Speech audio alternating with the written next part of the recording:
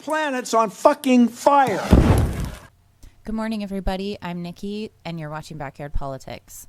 Here, I have covered Julian Assange quite a few times. In fact, one of my first videos ever was covering Julian Assange. I had seen an article that I thought was really important, and nobody was talking about it at the time, so I said, fuck it, I'll put it out there. And here we are, 400 plus subscribers later, which is fucking awesome. Please, on that note, hit the like button, share, do all that fun stuff. It helps the algorithm. It'll help the channel grow.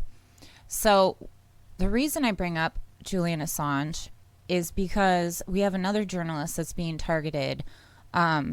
She's a UK journalist living in Syria, and she's a BBC journalist. Her name is Vanessa Beeley, and she's being targeted for exposing the Syrian chemical attacks for what they were, a coup to go to war with Syria.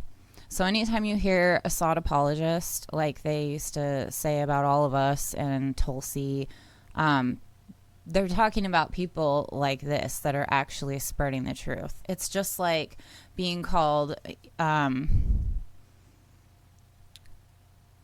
Russia apologist. Like, why? Because I'm speaking the truth about that not everything bad that happens in the world is Russia's fault. Like, give me a fucking break here.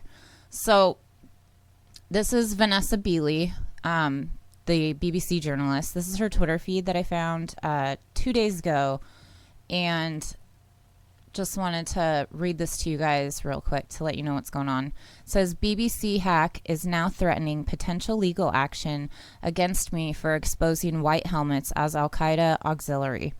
If white helmets are embedded with terrorist organization in occupied hospitals and involved in persecution of civilians, they make themselves a legit target for liberating forces. I stand by my statements to that effect. This was threat from BBC. Quote, that you call the white helmets a legit target in order to back the right of the Syrian and Russian military in their efforts to bomb them, end quote. And it goes on to say, one lawyer who we have spoken to tells us that someone who spends time with Syrian ministers and who is publicly calling for humanitarian workers to be bombed may be liable to face charges now aiding and abetting, inciting, or conspiring to commit a crime under international law. This could appear to apply to you. Do you have anything you wish to respond to this? Her email concludes. You promote story of the war in Syria, in which the Syrian and Russian states are victims of a huge Western conspiracy involving the White Helmets and James Le Mesurier. That you are an anti-establishment activist who has devoted a lot of your time over the last few years to the idea that James Le Mesurier was a Secret Service agent running a fake group of rescue workers in Syria. So that James guy, he, from what I'm understanding, he was the head of the White Helmets. And then it goes on to say that you contribute to and spread conspiracy theories, that the Russian government and Russian-funded and controlled media such as RT and Sputnik Radio have helped promote you and your ideas. Well, so what? Lee Camp is on RT, right?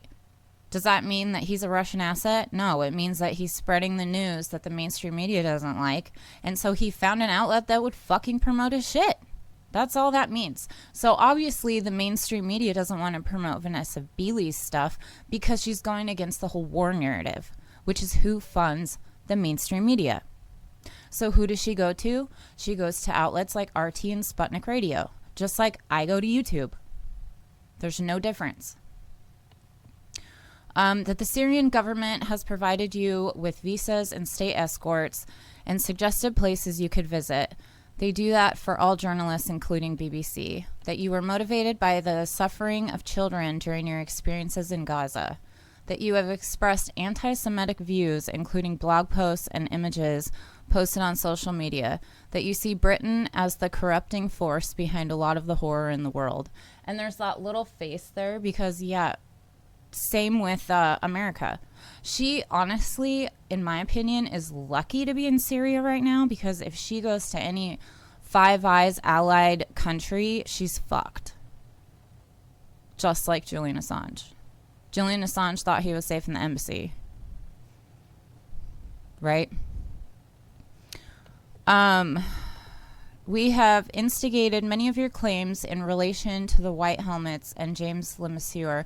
For example, that White Helmets fake their rescue videos, which they do, or that James Lemassoure and the White Helmets were involved in organ trafficking, found them not to have any substance.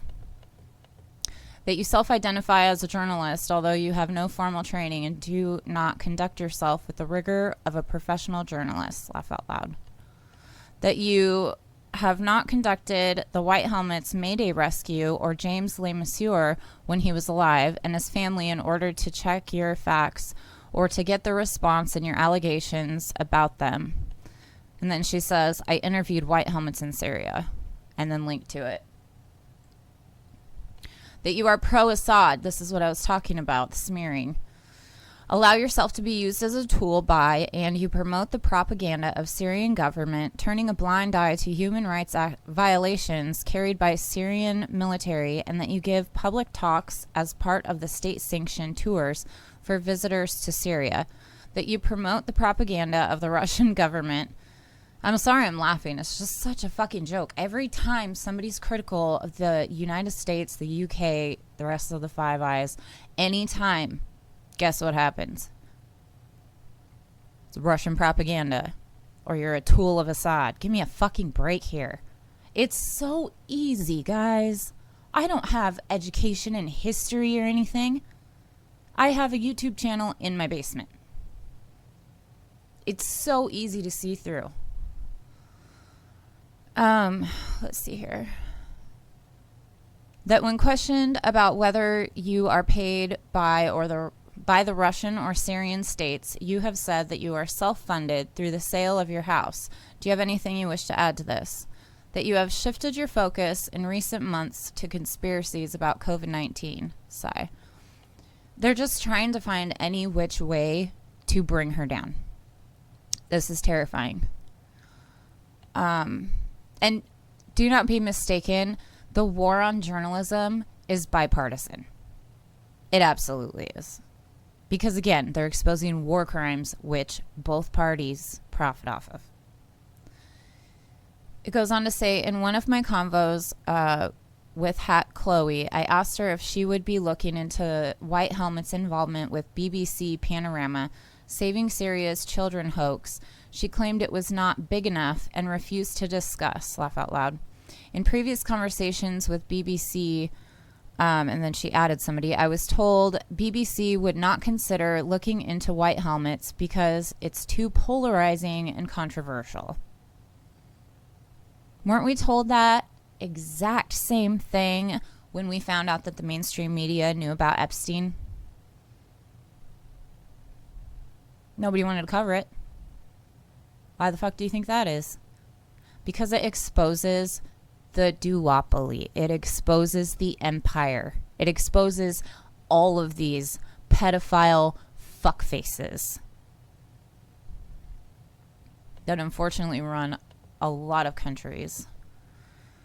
And it goes on to say, BBC trending hack Mike Wendley attacked me for investigating the Duma chemical attack hoax. Funny how there is silence from BBC now. I am vindicated by brave OPCW experts who have spoken out about OPCW corruption and fraud.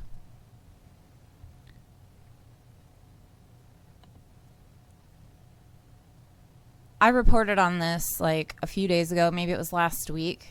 The FBI put out foreign actors and cyber criminals likely to spread disinformation regarding 2020 election results because they're gearing up for Russiagate all over again. What is this, like 4 or 5 times now? This is all over the petrodollar. This is all because Russia and China want off the petrodollar. They don't want anything to do with our petrodollar. They want to do their own fucking thing. So guess what happens? War. And then this brings me to one of my favorite videos that Jimmy Dore plays all the time. Let me fix the audio here. It's just a quick clip.